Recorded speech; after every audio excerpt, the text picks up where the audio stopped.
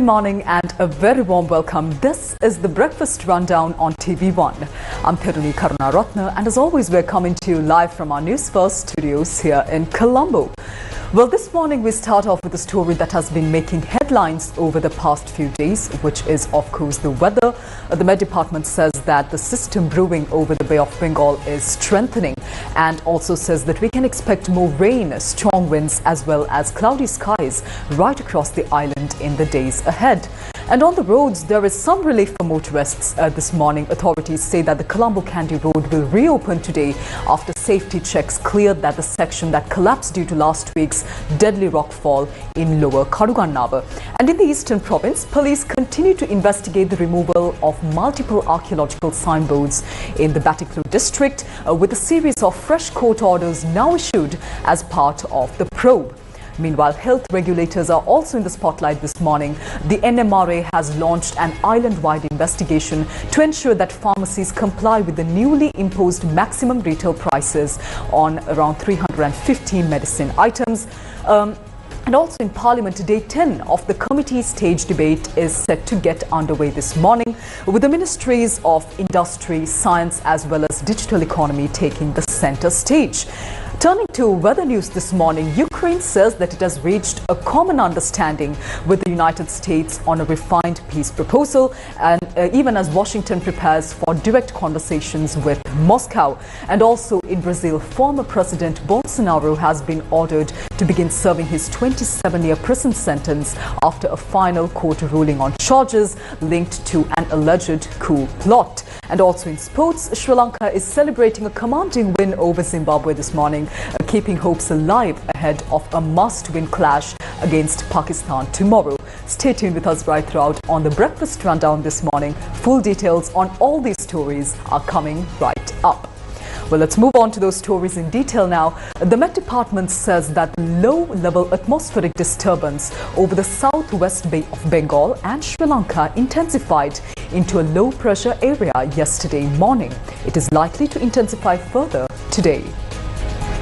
Due to the influence of this system, the rainy and windy conditions in the island are expected to enhance for the next few days. The general public is requested to be attentive about future advisories issued by the Department of Meteorology in this regard. Cloudy skies can be expected over most parts of the island. Showers or thunder showers will occur at times over most parts of the island as well.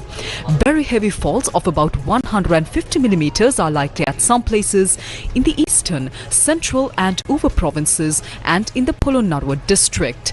Heavy falls above 100 millimeters are likely at some places in other areas of the island. Strong winds of about 50 kilometers per hour can be expected at times over the northern, north central, northwestern and eastern provinces and in the Hambantota and Martale districts. Fairly strong winds of about 40 kilometers per hour can occur at times in other areas of the island. The general public is requested to take adequate precautions to minimize damages caused by strong winds and lightning.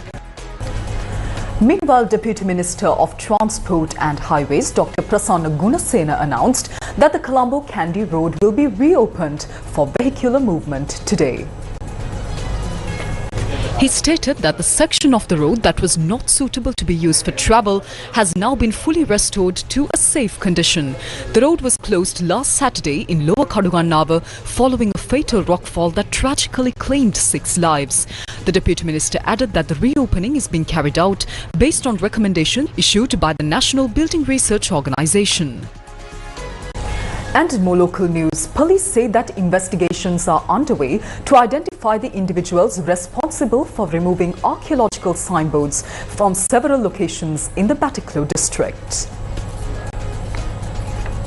According to police, 3 archaeological signboards were removed in Kadiraveli, 2 signboards in Chenkaladi and 1 signboard in Pankudaveli.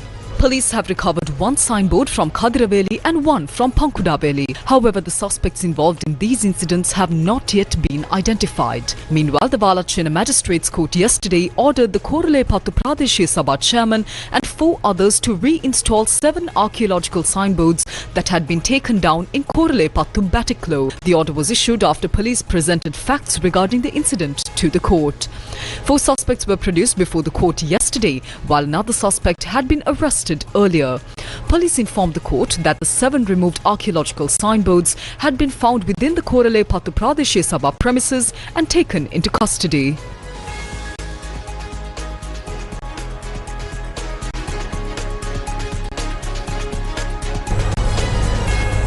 Now, the National Medicines Regulatory Authority, or the NMRA, announced that investigations have been launched to determine whether the price-controlled medicines are being sold at their approved maximum retail prices. According to the Commission, the list of medicines subjected to maximum retail price regulations has now been published on the official NMRA website www.nmra.gov.lk.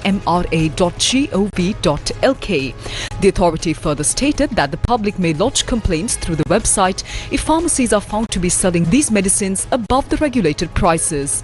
The NMRA recently imposed maximum retail prices on 350 varieties of medicines. Following the implementation of these price controls, the prices of several medicines were reduced by up to 40%. Well, today is the 10th day of the Budget Committee stage debate. The expenditure heads of the Ministry of Industry and Entrepreneurship Development, Ministry of Science and Technology and the Ministry of Digital Economy will be taken up for debate. The Parliament is scheduled to convene at 9 a.m. for this purpose. With that, let's move on to international news for this morning.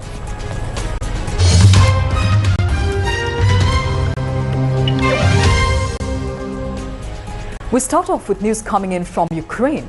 Ukraine has said a common understanding has been reached with the United States on a peace deal aimed at ending the war with Russia.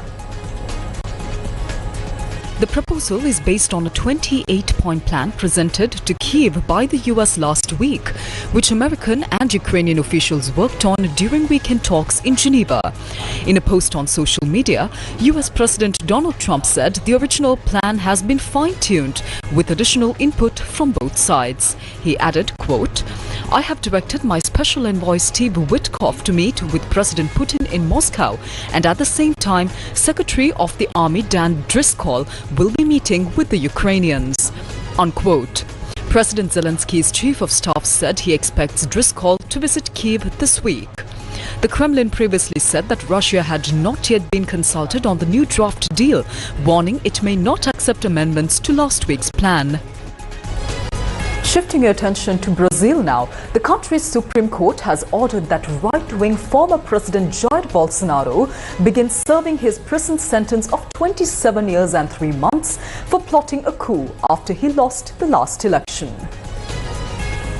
Justice Alexander de Moraes on Tuesday ruled that the case had reached its final judgment and that no further appeals were possible. Bolsonaro was found guilty of leading a conspiracy aimed at keeping him in power after he lost the 2022 election to his left-wing rival Lula da Silva.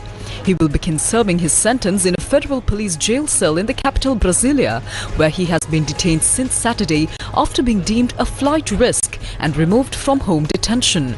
Bolsonaro was also barred from running for public office until 2060, 8 years after the end of his sentence. The former president has called this trial a witch hunt designed to prevent him from running in the 2026 presidential election.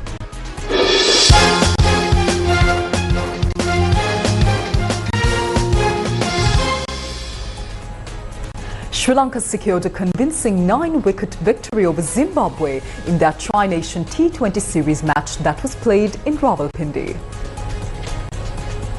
Batting first, Zimbabwe posted 146 runs for the loss of 5 wickets at the end of their 20 overs.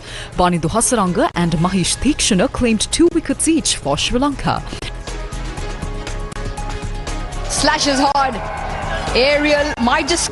In reply, Sri Lanka chased down the target in 16.2 overs, losing just 1 wicket. Pathum Nissanka delivered a superb unbeaten innings, scoring 98 runs off 58 balls, while Kusal Mendis remained unbeaten on 25. Sri Lanka must now win their match against Pakistan tomorrow to qualify for the tournament's final.